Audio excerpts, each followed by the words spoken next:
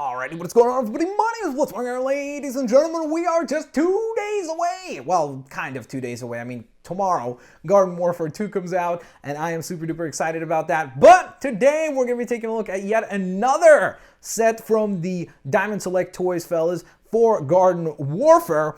And we're, of course, kind of counting our way down towards Garden Warfare 2. So today we're taking a look at the Toxic Chomper along with the Accessory Pack 1, which includes the Heal Flower right here, looking very cool and simple but cool. I like the design for it. Then we have, of course, the Potato Mine, and last but certainly not least is the Chili Bean Bomb, or the Sombrero Bean Bomb, actually, because he is wearing the sombrero. So there you go, a little bit of a clarification there. So on the back of the package, we actually have a really, really nice, ginormous image that shows you the entire second wave or second release for the Garden Warfare lineup. They've already done some figures last year. I've done reviews for those. You can check them out as well. But and you could check out like diamondselecttoys.com for the figurines and the release details and so on and so forth, because they have all that like really nicely summarized and such. But nonetheless, we took a look at the Goalie Star with the Sunflower, very cool release. Then we took a look at the Marine Biologist Zombie with the Toxic P. I think this is my favorite set so far. And today we're beginning to take a look at the Toxic Chomper and Accessory Pack. And tomorrow we will conclude it all with the Welder Zombie and Accessory Pack number 2.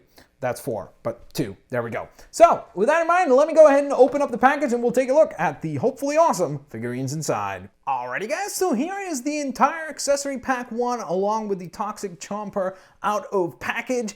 And obviously, if you didn't notice, the Accessory Pack number 1 is all plants related items, whereas Accessory Pack number 2 is going to be Team Zombies. Obviously, the Toxic Chomper is a part of the plants, and so are all of these items here. These are all power-ups in the game for the most part. So let's you know what? Let's start with them first. Then we'll look at the Toxic Chomper. So let's begin with the one that I think I like the least, and that's the Potato Mine. Not because I don't like it. I think it's a really cool design and it's adorable and cute and everything.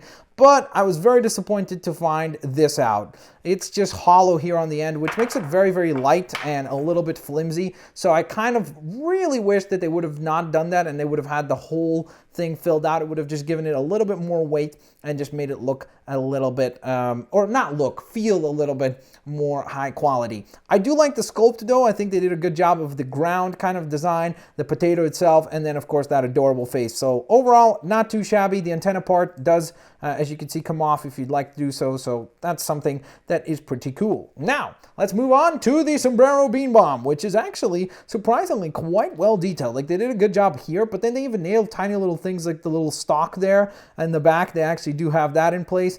I don't think that this comes off. It feels like it's glued in place. I wouldn't risk finding out, like to be like, oh, could you just make it into a regular bean?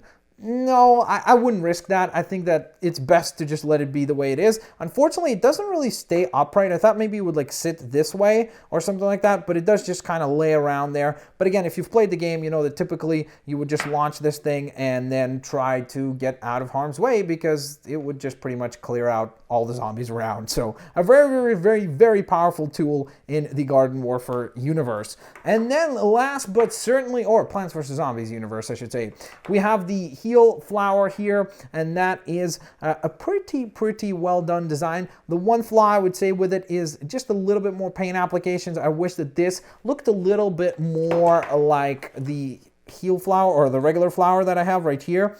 I kind of wish that that would have been the case. Just give it a bit more color just to liven it up a bit. I know that maybe that wasn't 100% accurate to the game, but I think it would have just made the colors kind of pop more. But at the same time, I think it looks really cool that it's so clean and simplistic, and there's something to the charm of it being just so elegant and simple. So that's very cool as well.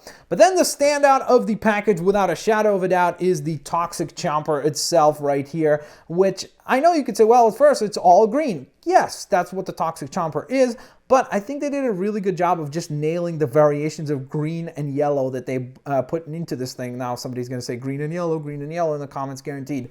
There's little spots right here that they utilize to bring that design to life. You can see on the teeth, they use different shading of green. On the lips, different shading of green. And I just think they nailed that whole notion of the Toxic Chomper where he is, yes, he's green, but he's like a vast different shades of green and also some yellows, and I think they really nailed it. Like even here on the horns, I'm not sure if you can make that out. It's a little bit difficult to spot it, but even here they have like little paint jobs that are going through the actual spine part here that work very, very well to bring the design to life. So with that in mind, as far as the articulation goes, we do have a rotation right here on the head, so that does move around all the way around, which is cool. These little tentacles in the back, they're made out of soft plastic, so you can move them around a little bit, like in terms of just kind of flex them around, but they're not articulated or anything like that, so they're supposed to be the way they are. In fact, even back here inside this little leaf, they've sculpted like a little opening for this vine to be inside of. So it's pretty obvious that it's meant to be where it is. It's a very sturdy design, so it's not going to fall over or anything like that. It stands very nicely, which is good, and will look good in your collection. Because, for example, here it is next to the flower that we've looked at before and the toxic pea. Looking very cool indeed. So, nonetheless, ladies and gentlemen, there you have it. I hope you guys enjoyed today's accessory pack number 1, along with the toxic Chomper unboxing / review. And of course, if you guys enjoyed it, please don't forget to drop a like. That helps me out a ton. Tomorrow I'll catch you guys with the welder zombie and accessory pack number 2, plus it is Garden Warfare 2 time.